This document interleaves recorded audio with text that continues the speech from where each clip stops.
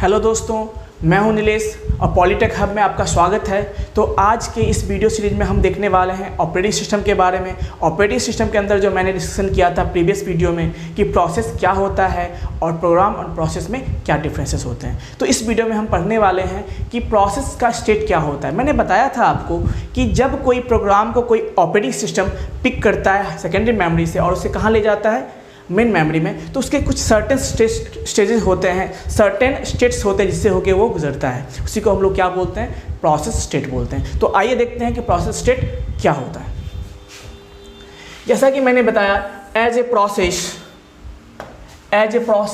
एक्सिक्यूट्स it changes states. मतलब जैसे जैसे मैंने क्या बोला कि जब सेकेंडरी मेमोरी से कोई प्रोग्राम क्या होता है ऑपरेटिंग सिस्टम के द्वारा कहाँ लाया जाता है, वो एक्सिक्यूशन मोड में लाया जाता है। तो वो कुछ स्टेट्स क्या होते हैं, वो बहुत सारे स्टेट को चेंज करते हैं वन बाय वन, है ना, जो जैसे कि मैं बताऊंगा क्या होता है। तो उसी को हम लोग क्या बोलते हैं यहाँ पे, प्रोसेस स्टेट बोलते हैं। क्या बोलते हैं, प्रोसेस स्टेट। जो किसके थ्रू होता है वो सब होता है ऑपरेटिंग सिस्टम के थ्रू होता है। तो हम देखते हैं कि कौन कौन से स्टेजेस हैं या कौन कौन से स्टेट हैं जिससे होके प्रोसेस क्या करता है, एक्सिक्यूशन मोड में पहुँचता है। तो देखिए, the state of the process is defined in the part by the current activity so that process, मतलब सिंपली समझिए कि एक्टिविटी क्या है, यानी प्रोसेस के जो स्टेट है वो क्या होता है। सिंपल हम कह सकते हैं कि वो जिस मतलब स्टेज में पहुंचता है, जिस एक्टिविटी को परफॉर्म करता है, उसी को हम लोग क्या बोलते हैं, प्रोसेस स्टेट बोलते हैं। तो अब देखिए, सो इच प्रोसेस में be in one of the following state. तो इस तरह से हम बात करेंगे तो यानी कंप्यूटर के अंदर यानी मेमोरी के अंदर जो है, मेन मेमोरी के अंदर हर एक प्रोसेस क्या होगा, हर एक प्रोसेस के सर्टेन स्टेट्स होंगे जिसी को हम लोग क्या बोलते हैं, प्रोसेस स्टेट बोलते हैं। तो हम देखते हैं कि वो कौन कौन से आपके स्टेट हैं और कैसे वो स्टेट में ट्रांजिशन करता है। तो देखिए, जब सबसे पहला स्टेट है वो है आपका न्यू। वो क्या है, सबसे पहला स्टेट को हम लोग क्या बोलते हैं, न्यू बोलते हैं। अब ये न्यू क्या है, सिंपल समझिए कि जब कोई प्रोग्राम क्रिएट हुआ, यानी जब हम लोगों ने कोई प्रोग्राम लिखा और उसको कहाँ स्टोर किया, मेन मेमोरी में स्टोर किया। अब जब कोई ऑपरेटिंग सिस्टम क्या करता है, उस प्रोग्राम को सेकेंडरी मेमोरी से पिक करता है और उसको कहाँ ले जाता है, मेन मेमोरी में ले जाता है। तो सिंपली हम कह सकते हैं जैसे वो कोई प्रोग्राम को कोई ऑपरेटिंग सिस्टम पिक करता है, दैट बिकम्स प्रोसेस, है ना। मैंने डिस्कशन भी किया था कि जब कोई सिंपल कोई प्रोग्राम है तो that is called passive entity, और जब उसको कोई ऑपरेटिंग सिस्टम क्या करता है, पिक करता है, किसके लिए, एक्सिक्यूशन के लिए, तो वो क्या हो जाता है, active, and that active entity is called process. तो सिंपल सी बात है कि जब सेकेंडरी मेमोरी को हम क्या करते हैं, ऑपरेटिंग सिस्टम पिक करता है, तो सबसे पहला जो है वो यानी कहते हैं प्रोसेस क्रिएट हुआ। क्या बोलते हैं हम लोग, प्रोसेस क्रिएट हुआ। लेकिन ये चीज़ होता कहाँ पर है, ये आपका होता है सेकेंडरी मेमोरी में। तो सिंपल याद रखिए कि जब कोई प्रोग्राम को ऑपरेटिंग सिस्टम क्या करता है, पिक करता है, किसके लिए, एक्सिक्यूशन के लिए, तो हम कहते हैं कि new process has been created. हम क्या कहते हैं कि new process has been created, है ना। तो देखिए, तो कहते हैं इसको हम लोग, if the process is being created, हम क्या बोलते हैं, प्रोसेस बीइंग। अभी देखिए, एक चीज़ और ध्यान रखिए, कभी कभी किसी बुक में आप पढ़ेंगे कि सिंपल जब हम प्रोग्राम लिखते हैं और उसको कहाँ स्टोर करते हैं, हम सेकेंडरी मेमोरी में, तो उसको बोलते हैं न्यू। मे भी वो भी हो सकता है, क्योंकि सिंपली क्या है ना, मैंने बताया कि जब कोई उसी जो हमने प्रोग्राम को क्रिएट किया, स्टोर किया सेकेंडरी मेमोरी में, और जब उसी क्रिएटेड प्रोग्राम को जब है ये ऑपरेटिंग सिस्टम क्या करता है, पिक करता है, तो प्रोसेस कहलाता है। तो वही चीज़ है जो पहला है आपका क्या, न्यू। ये न्यू मतलब क्या कि न्यू स्टेज में होता है, स्टेट में क्या होता है कि किसी भी प्रोग्राम को हम प्रोसेस कहते हैं या फिर उस प्रोग्राम को सीपीयू ऑपरेटिंग सिस्टम क्या करता है, पिक करता है। क्या करता है, पिक करता है। किस लिए करता है, एक्सिक्यूशन के लिए करता है। तो सबसे पहला जो है स्टेट वो क्या है, न्यू।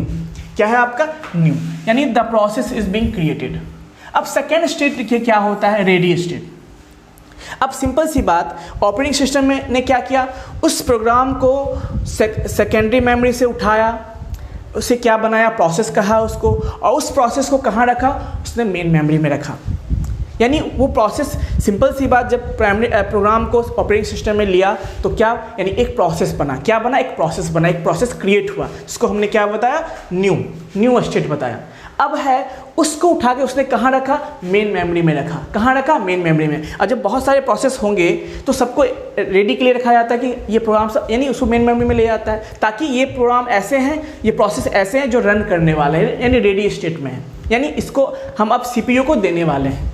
तो इसको हम लोग बोलते हैं रेडी स्टेट। अब समझिए क्या है, the process is waiting to be assigned to a processor, इसी को हम लोग क्या बोलते हैं, रेडी स्टेट। मतलब जिस स्टेट में कोई प्रोसेस जो है वो वेट करता है किसके लिए, सीपीयू के लिए, ताकि वो एग्जीक्यूट हो सके, वो एग्जीक्यूशन उसका स्टार्ट हो सके, उसको हम लोग बोलते हैं रेडी स्टेट बोलते हैं। क्या बोलते हैं उसको, रेडी स्टेट बोलते हैं। नेक्स्ट देखिए क्या होता है, रनिंग स्टेट। क्या होता है रनिंग स्टेट। रनिंग स्टेट क्या होता है कि जब हमने एक प्रोग्राम को उठाया और कहाँ प्रोसेस, जब कोई ऑपरेटिंग सिस्टम में किसी प्रोग्राम को उठाया तो उसे बनाया न्यू, यानी एक प्रोसेस क्रिएट हुआ। अब उसको कहाँ रखा, जब उसको मेन मेमोरी में रखा गया तो वो क्या कहलाया, एक्जीक्यूशन के लिए उसको रखा गया, मेन मेमोरी में लाया गया, तो यानी उसको हम बोलते हैं रेडी स्टेट बोलते हैं। क्या बोलते हैं उसको, रेडी स्टेट बोलते हैं। लेकिन जब वो रेडी स्टेट में है और जैसे ही उसका एक्जीक्यूशन स्टार्ट होता है, यानी सीपीयू को हम दिया जाता है उसको, तो हम कहते हैं उसको रनिंग स्टेट। यानी जब कोई प्रोसेस को हम क्या करते हैं, सीपीयू से एक्जीक्यूशन स्टार्ट होता है, या जब किसी प्रोसेस को हम सीपीयू को देते हैं कि रन करने के लिए, एक्जीक्यूट होने के लिए, तो हम उसे कहते हैं रनिंग स्टेट। उसको क्या बोलते हैं, यानी जब कोई प्रोसेस क्या होता है, सीपीयू के थ्रू या प्रोसेसर के थ्रू क्या होता है, रन हो रहा होता है, तो हम उसको क्या बोलते हैं, रनिंग स्टेट बोलते हैं। तो सिंपल है, देख सकते हैं कि इंस्ट्रक्शंस आर बीइंग एक्जीक्यूटेड, मतलब अब उस प्रोसेस से बेस्ट जो भी इंस्ट्रक्शंस है वो क्या है, एक्जीक्यूट कर रहे होते हैं, तो हम कहते हैं उसको रनिंग स्टेट में। जो नेक्स्ट है आपका वेटिंग स्टेट। अब समझिए वेटिंग स्टेट क्या होता है। जैसा कि मैंने बताया था आपको कि हर एक प्रोसेस को क्या चाहिए होता है, सीपीयू टाइम चाहिए होता है, मतलब कुछ टाइम सीपीयू पे रन करने के लिए चाहिए होता है, कुछ टाइम उसको इनपुट आउटपुट के लिए चाहिए होता है, किसी बाहर से इनपुट लेने के लिए, कुछ टाइम ऐसा होता है कुछ फाइल सपोर्टिंग फाइल चाहिए होता है। तो मान लीजिए in middle of running state और द मिडिल ऑफ एग्जीक्यूशन, जब किसी भी प्रोसेस को क्या चाहिए होता है, कोई इनपुट आउटपुट ऑपरेशन चाहिए होता है, इनपुट हार्डवेयर से कुछ चाहिए होता है, कुछ इनपुट डिवाइस से कुछ चाहिए होता है इन्फॉर्मेशन, तो उस केस में क्या होता है, उस केस में तो यही होगा कि सीपीयू वेट करेगा उसका। लेकिन हम जो बात कर रहे हैं मल्टी प्रोग्रामिंग कंसेप्ट पे हम लोग बात करते हैं, तो सीपीयू क्या करता है, उसको उस प्रोसेस को, यानी जिसको कि कोई इनपुट आउटपुट ऑपरेशन के लिए समय चाहिए, उसको वो क्या करता है, प्रोसेसिंग रनिंग स्टेट से उठा के उसको कहाँ रख देता है, किसी और जगह रख देता है, उसको हम लोग बोलते हैं वेटिंग स्टेट। यानी उसको बाहर कर देता है और वो क्या करता है, दूसरे रेडी स्टेट में से किसी दूसरे प्रोसेस को वो पिक कर लेता है एक्जीक्यूट करने के लिए। तो इसको हम लोग बोलते हैं वेटिंग स्टेट। मतलब जब कोई प्रोसेस एक्जीक्यूट कर रहा होता है और एक्जीक्यूशन के बीच में क्या होता है, उसे कोई इनपुट आउटपुट ऑपरेशन चाहिए होता है, तो उसके लिए क्या करता है सीपीयू, उसको वेटिंग स्टेट में रख देता है, वेट करने के लिए छोड़ता है कि आप जाइए और अपना इनपुट आउटपुट ऑपरेशन परफॉर्म कीजिए, तब तक हम कोई दूसरा काम कर रहे हैं। That is called running, that is called waiting state. अब देखिए नेक्स्ट क्या होता है, इसको समझते हैं। The process is waiting for some event to occur such as an IO completion और रिसोर्सेज, मतलब कुछ इनपुट आउटपुट ऑपरेशन के लिए वो वेट करता है, तो उस केस में हम उसको बोलते हैं वेटिंग स्टेट। उस केस में उस टाइम क्या करता है, प्रोसेसर तो बैठा नहीं रहता है, प्रोसेसर क्या करता है, किसी दूसरे प्रोसेस को रेडी स्टेट से उठा के उसको एक्जीक्यूशन स्टार्ट कर देता है। अब देखिए अगला है टर्मिनेटेड। ये टर्मिनेटेड क्या होता है समझिए, कि मान लीजिए कोई प्रोग्राम है, ऑपरेटिंग सिस्टम ने उसको एक प्रोसेस का नाम दिया, यानी न्यू स्टेट क्रिएट हुआ प्रोसेस। अब उस प्रोसेस को उसने मेन मेमोरी में रखा, यानी रेडी स्टेट में रखा, तो उसको बोलते हैं रेडी स्टेट बोलते हैं। वो एक्जीक्यूशन के लिए स्टार्ट है। अब देखिए जब एक्जीक्यूशन के लिए रेडी क्यू में बैठा हुआ है, वो स्टार्ट है। अब जब उसको फिर ऑपरेटिंग सिस्टम क्या करता है, सीपीयू को देता है, तो हम कहते हैं उसको रनिंग स्टेट बोलते हैं। लेकिन मान लीजिए यहाँ पे दो केसेस हो सकते हैं, या तो वो पूरा का पूरा कंप्लीट हो जाएगा, प्रोसेस पूरा का पूरा एक्जीक्यूट हो जाएगा, या फिर हो सकता है कि उसको बीच में कुछ चाहिए इनपुट आउटपुट के लिए। तो मैंने बताया था पिछला पॉइंट कि जब उसको इनपुट आउटपुट चाहिए तो वो क्या करता है, वो करता ये है, प्रोसेसर क्या करता है, उसको वो वेटिंग स्टेट में डाल देता है कि आप वेट कीजिए, और आप वेट करके क्या कीजिए, वहाँ जाके आप जो भी इनपुट आउटपुट ऑपरेशन है वो परफॉर्म कीजिए। तो अब देखिए, लेकिन मान लीजिए जो कोई प्रोसेस ऐसा रन रहा है जिसको कोई इनपुट आउटपुट नहीं चाहिए, यानी जो भी चाहिए वो कंप्लीशन, यानी पूरा का पूरा कंप्लीट हो जाता है। अब जब कंप्लीट हो जाता है कोई प्रोसेस, एक्जीक्यूशन पूरा स्टार्ट हो गया उसको, तो क्या होता है, फिर वो क्या करते हैं, उसको हम लोग टर्मिनेट कर देते हैं। क्या करते हैं, टर्मिनेट, यानी वो प्रोसेस क्या हो गया, फिनिश हो गया। वो क्या हो गया, रनिंग उसका फिनिश हो गया, यानी फिनिश हो गया। फिनिश प्रोसेस को हम लोग क्या बोलते हैं, जब उसको फिनिश कर देते हैं तो उस स्टेट को हम लोग क्या बोलते हैं, टर्मिनेटेड स्टेट, मतलब वो फिनिश हो गया। अब उसको हम लोग क्या करते हैं, सीपीयू से मेन मेमोरी से उसको हटा देते हैं। तो सिंपल सी बात, the process has finished execution, यानी जो प्रोसेस अपने एक्जीक्यूशन को फिनिश कर चुका है उसको हम लोग बोलते हैं टर्मिनेटेड बोलते हैं। क्या बोलते हैं, टर्मिनेटेड। तो ये सब पॉइंट्स हमने देखा, हमने डिस्कशन किया, तो अब हम देखेंगे कि ट्रांजिशन डायग्राम के थ्रू, हम प्रोसेस स्टेट डायग्राम के थ्रू समझेंगे कि एक्चुअली में कैसे ये सब प्रोसीजर और ये सब स्टेट अकर होता है और कैसे होता है, और उसमें किसका किसका क्या रोल है वो भी हम देखेंगे। तो आइए देखते हैं कि प्रोसेस स्टेट डायग्राम कैसे काम करता है और प्रोसेस के कौन कौन से स्टेट उसमें किस तरह से फ्लो होते हैं। तो आइए हम देखते हैं कि प्रोसेस स्टेट डायग्राम क्या होता है। हमने देखा कि प्रोसेस के कौन कौन से स्टेट होते हैं, जिसमें कि मैंने बताया कि न्यू स्टेट होते हैं जब कोई प्रोग्राम प्रोसेस में कन्वर्ट होता है, जब कोई यानी कोई ऑपरेटिंग सिस्टम क्या करता है उस प्रोग्राम को ये एक्सिक्यूशन के लिए पिक करता है, दैट इज़ कॉल्ड प्रोसेस। फिर हमने देखा उसको क्या बोलते हैं, हम लोग न्यू स्टेट बोलते हैं। फिर उसके बाद मैंने पढ़ा कि जब वो पिक हुआ ऑपरेटिंग सिस्टम के थ्रू, वो प्रोसेस कहलाया, तो प्रोसेस को हम लोग कहाँ रखते हैं, मेन मेमोरी में रेडी स्टेट में रखते हैं, यानी रेडी के लिए रखते हैं ताकि वो एक्सिक्यूशन के लिए स्टार्ट के लिए तैयार है, यानी एक्सिक्यूशन के लिए वो तैयार है, उसको हम लोग बोलते हैं रेडी स्टेट बोलते हैं। उसके बाद हमने देखा कि मान लीजिए कोई उसके बाद होता है क्या, रनिंग स्टेट, मतलब उस जो रेडी स्टेट में जो प्रोसेस था उसको हम लोग एक्सिक्यूशन सीपीयू को देते हैं, यानी सीपीयू में एक्सिक्यूशन स्टार्ट करता है, that is called running state. फिर हम लोगों ने देखा कि यदि बीच में उस रनिंग प्रोसेस को कोई इनपुट आउटपुट ऑपरेशन चाहिए, कोई हार्डवेयर का से कुछ रिसोर्स चाहिए, तो वो क्या करता है, बाहर जाके सीपीयू से बाहर जाके, प्रोसेस से बाहर जाके वो क्या करता है, वेट करता है, और वहाँ जाके वो क्या करता है, अपना जो इनपुट आउटपुट ऑपरेशन है वो परफॉर्म करता है, उसको हम लोग क्या बोलते हैं, वेटिंग स्टेट। फिर हम लोगों ने देखा कि टर्मिनेटेड स्टेट क्या होता है, यानी जब कोई प्रोसेस अपना एक्सिक्यूशन कंप्लीट कर चुका है उसको हम लोग क्या बोलते हैं, टर्मिनेटेड स्टेट बोलते हैं। तो ये सब हमारा स्टेट था। अब हम देखते हैं एक्चुअली में वो कैसे फ्लो होता है, वो कैसे काम करता है। तो सबसे पहले देखिए कि जैसा कि हमने बताया कि ये जब कोई प्रोग्राम, यानी जब कोई प्रोग्राम कहाँ पर है, सेकेंडरी मेमोरी में है, कहाँ पर है वो, सेकेंडरी मेमोरी में है, और उसको कौन करता है, ओएस। ओएस क्या करता है, उसको पिक करता है, क्या करता है, उसको पिक करता है। तो जैसे ही वो पिक करेगा दैट प्रोग्राम बिकम्स प्रोसेस, वो क्या हो जाता है, प्रोसेस हो जाता है। अब समझिए, यानी हम कह सकते हैं कि a process has been created, हम क्या बोलते हैं, क्रिएट। ए प्रोसेस क्या होता है, ए प्रोसेस इज क्रिएटेड, हम क्या बोलते हैं, एक प्रोसेस, हम कहते हैं ऐसा कि हम कहते हैं कि ए प्रोसेस इज क्रिएटेड, हम क्या बोलते हैं, ए प्रोसेस इज क्रिएटेड। यानी क्रिएटेड मतलब क्या, एक्चुअली में प्रोसेस क्रिएट नहीं होता है, एक्चुअली में होता ये है कि प्रोग्राम पहले से सेकेंडरी मेमोरी में है और हम उसको पिक कर रहे हैं, यानी ऑपरेटिंग सिस्टम क्या करता है, उसको पिक करता है, क्यों, एक्सिक्यूशन के लिए, तो उसे क्या नाम देता है, प्रोसेस नाम देता है। तो दैट इज कॉल्ड, हम कहते हैं कि a new process is created, तो इसको हम लोग बोलते हैं न्यू स्टेट बोलते हैं, क्या बोलते हैं इसको, न्यू स्टेट। अब समझिए कि इस तरह से प्रोसेस आया, अब वो जब प्रोसेस बनके, वो न्यू प्रोसेस बनके क्रिएट होता है यानी आता है, तो फिर क्या होता है, उसको हम लोग भेजते हैं, रेडी स्टेट में भेजते हैं। कहाँ भेजते हैं, यानी आप समझिए कि वो अब अगला स्टेट क्या होगा, वो प्रोसेसिंग करने के लिए या एक्सिक्यूशन के लिए स्टार्ट है, उसको हम कहाँ भेजते हैं, रेडी स्टेट में भेजते हैं। कहाँ भेजते हैं हम, रेडी स्टेट में। यानी ये जो प्रोसेस न्यू क्रिएट हुआ, अगला स्टेप क्या होता है, वो रेडी स्टेट में जाता है, यानी वो रेडी क्यू में जाता है, वो वेट करता है किसके लिए, रन होने के लिए, सीपीयू के लिए या प्रोसेसर के लिए। तो that is called ready state, यानी वेटिंग, यानी क्या होता है, वेटिंग फॉर सीपीयू, क्या बोलते हैं इसको, वेटिंग फॉर सीपीयू। यानी जब कोई क्या होता है, प्रोसेस क्रिएट हुआ, उसको न्यू बोलते हैं, न्यू स्टेट बोलते हैं, और जब वो फिर रेडी स्टेट में आगे क्या करता है, सीपीयू के लिए वेट करता है, दैट इज कॉल्ड, यानी रेडी होने के, यानी एक्सिक्यूशन के लिए वो तैयार है, लेकिन वो क्या कर रहा है अभी, वो अभी रनिंग प्रोसेसर के लिए वेट कर रहा है, that is called ready state. उसके बाद देखिए क्या होता है, अब यहाँ पे जब यहाँ से मान लीजिए सीपीयू फ्री हुआ या कोई पहले से कोई प्रोसेस का काम कर, प्रोसेस पे वो एक्सिक्यूट कर रहा था, वो खत्म करता है, तो वैसे ही क्या होता है कि एक यहाँ से एक नए प्रोसेस को, यानी रेडी क्यू से एक प्रोसेस को क्या किया जाता है, पिक किया जाता है, और किसको दिया जाता है, सीपीयू को दिया जाता है। किसको दिया जाता है, सीपीयू को दिया जाता है। सीपीयू को या हम कह सकते हैं प्रोसेसर को, किसको दिया जाता है, प्रोसेसर को दिया जाता है ना।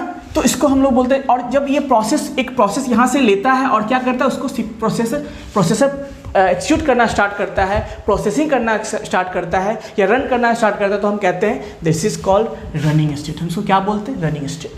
अब देखिए यहाँ पे कुछ चीज़ ध्यान देने वाली बातें हैं, इसको हम लोग रनिंग स्टेट बोलते हैं। अब ये किसका काम है, देखिए इसको हम लोग बोलते हैं शेड्यूलर या डिस्पैच। क्या बोलते हैं, शेड्यूलर या डिस्पैच बोलते हैं। क्या बोलते हैं इसको, शेड्यूलर या डिस्पैच। मतलब किसी रेडी क्यू से एक प्रोसेस को उठाना और सीपीयू को या प्रोसेसर को प्रोवाइड करना या प्रोसेसर को देना इस कॉल शेड्यूलर या डिस्पैच कहलाता है। क्या कहलाता है कि एक हम यहाँ से प्रोसेस को उठाएं और सीपीयू को प्रोवाइड किए या प्रोसेसर को प्रोवाइड किए, यानी ये क्या कहलाता है आपका शेड्यूलर या डिस्पैच। अब समझिए यहाँ से दो केसेस हो सकते हैं। रनिंग स्टेट में प्रोसेस का दो केस हो सकता है, या तो वो प्रोसेस कंप्लीट करेगा या फिर बीच में उसे क्या चाहिए, आईओ टाइम चाहिए। क्या चाहिए, आईओ टाइम, मतलब इनपुट आउटपुट ऑपरेशन बीच में कोई चाहिए उसे। तो सिंपल समझिए कि यदि इस प्रोसेस जो अभी एग्जीक्यूट हो रहा है उसे कुछ नहीं चाहिए, वो सिंपल प्रोसेस कंप्लीट कर लिया, क्या यानी कोई इसको इनपुट आउटपुट ऑपरेशन बीच में नहीं चाहिए, यानी सिंपल उसको केवल और केवल क्या चाहिए, सीपीयू टाइम चाहिए। क्या चाहिए, केवल सीपीयू टाइम चाहिए, यानी सीपीयू पे केवल एग्जीक्यूट होने वाला प्रोसेस। तो वो क्या करेगा, प्रोसेस अपना कंप्लीट करेगा, और कंप्लीट करने के बाद क्या होगा, जैसे ही वो कंप्लीट करेगा यानी फिनिश होगा, वो किस स्टेट में चला जाएगा, वो चला जाएगा आपका टर्मिनेटेड स्टेट में। यानी प्रोसेस, इसको बोलते हैं कंप्लीशन। क्या बोलते हैं, कंप्लीशन। क्या बोलते हैं इसको, कंप्लीशन स्टेट। क्या बोलते हैं इसको, कंप्लीशन। मतलब ये प्रोग्राम जो रन कर रहा था वो कंप्लीट हो चुका है, अब हम उसको क्या करेंगे, मेन मेमोरी से बाहर कर देंगे क्योंकि वो एग्जीक्यूट हो सका है, तो उसी को बोलते हैं हम टर्मिनेटेड स्टेट बोलते हैं। क्या बोलते हैं, या फिनिशिंग स्टेट। क्या बोलते हैं, फिनिश हो चुका है। क्या बोलते हैं हम लोग, फिनिश हो चुका है। लेकिन मैंने बताया था कि मान लीजिए ये प्रोसेस जो एग्जीक्यूट हो गया, मान लीजिए कोई ऐसा प्रोसेस होता जो कि एक्सक्यूशन कर रहा होता और बीच में उसे क्या चाहिए होता, उसे इनपुट आउटपुट ऑपरेशन चाहिए होता, या किसी हार्डवेयर से कुछ एक्सेस चाहिए होता, या कोई उसको फाइल चाहिए होता। तो उस केस में क्या होगा, तो उस केस में in between the processing CPU क्या करेगा, उसको वेटिंग स्टेट में डाल देगा। क्या करेगा, वेटिंग स्टेट में डाल देगा।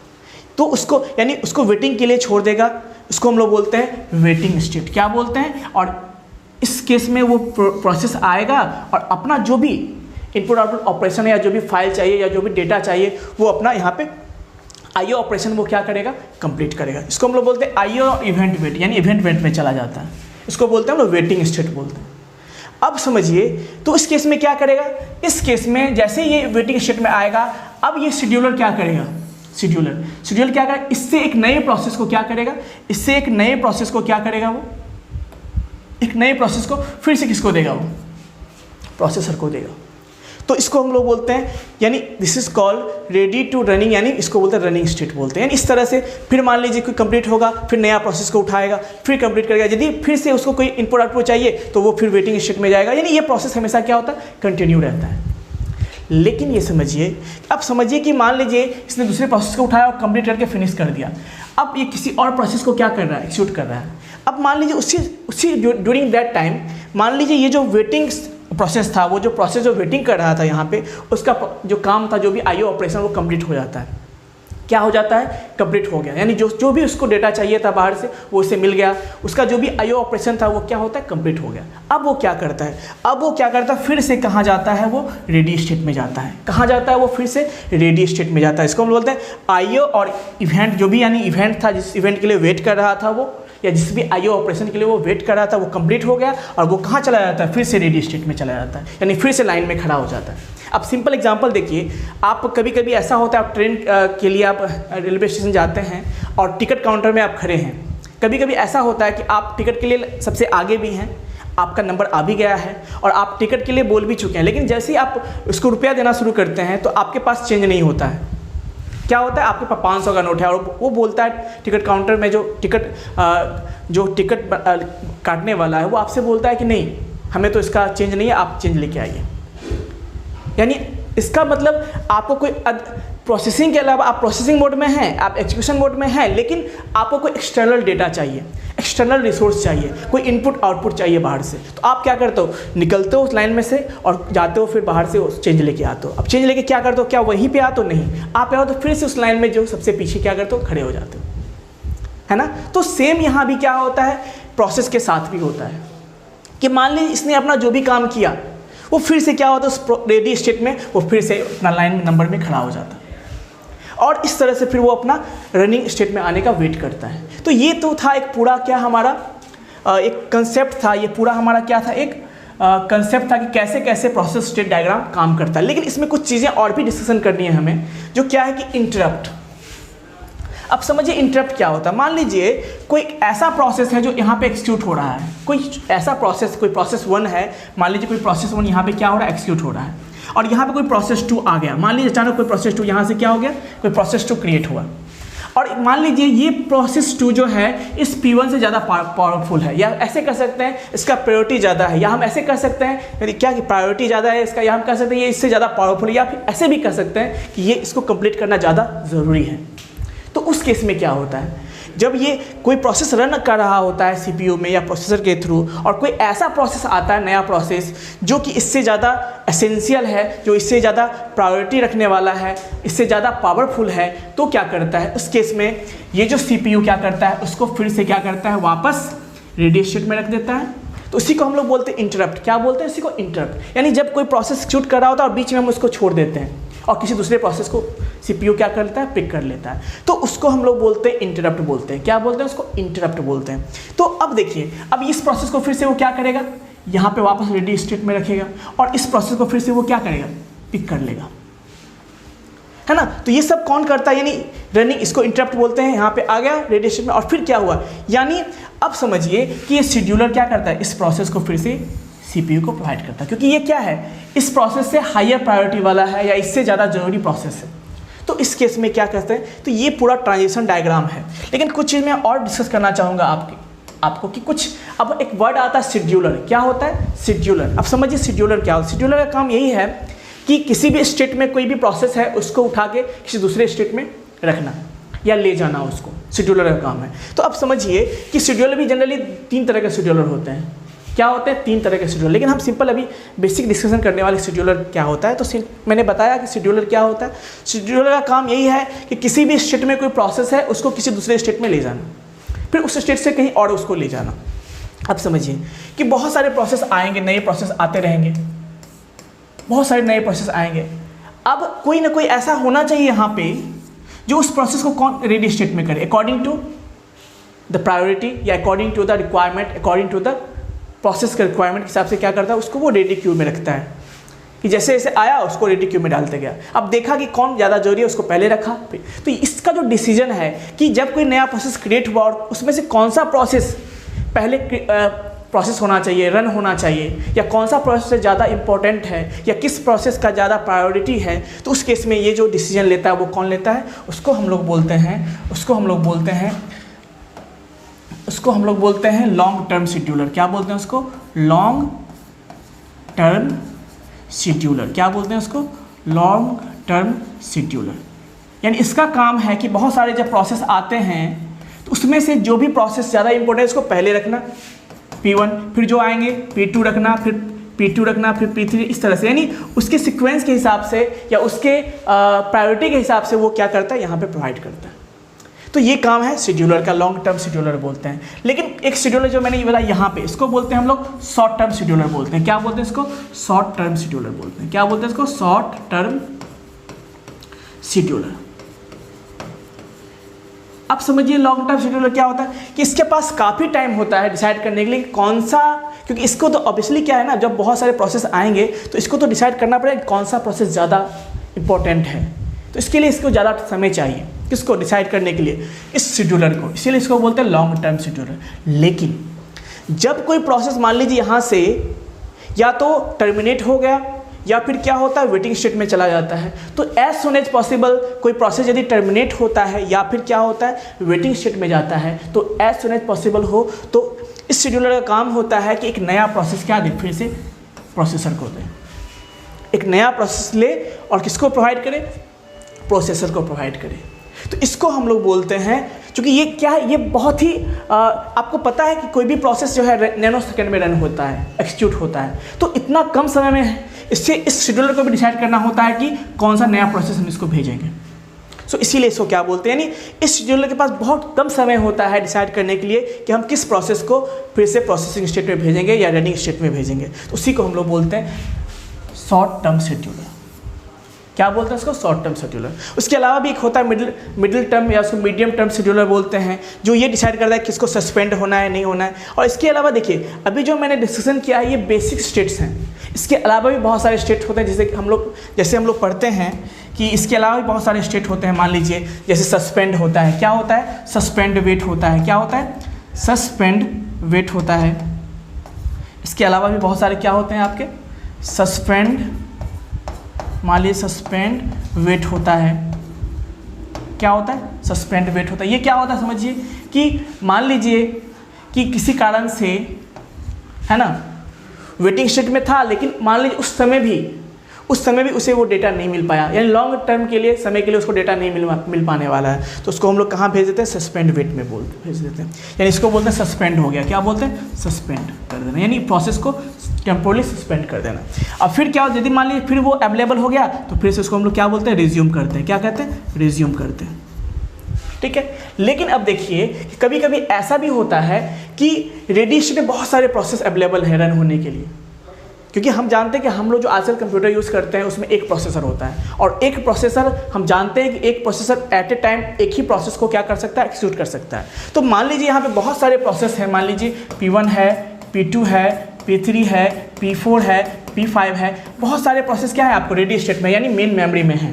किसमें है, मेन मेमोरी में है, और वो कहाँ जाने वाले वेट कर रहे हैं, वो रनिंग स्टेट के लिए वेट कर रहे हैं। तो अब समझिए यहाँ पे कि कोई ऐसा प्रोसेस आता है जो ज़्यादा हाई, कोई प्रोसेस मान लीजिए P0 आता है और जिसका की प्रायोरिटी क्या है, ज़्यादा है, यानी वो इन सब प्रोसेस से क्या है, ज़्यादा इंपॉर्टेंट है।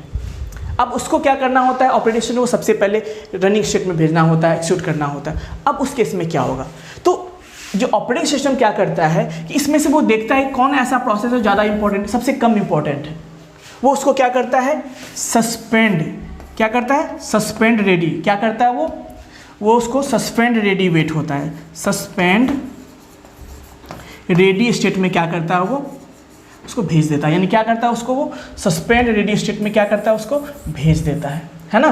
क्या होता है, सस्पेंड रेडी स्टेट में उसको भेज देता है, सस्पेंड कर दिया।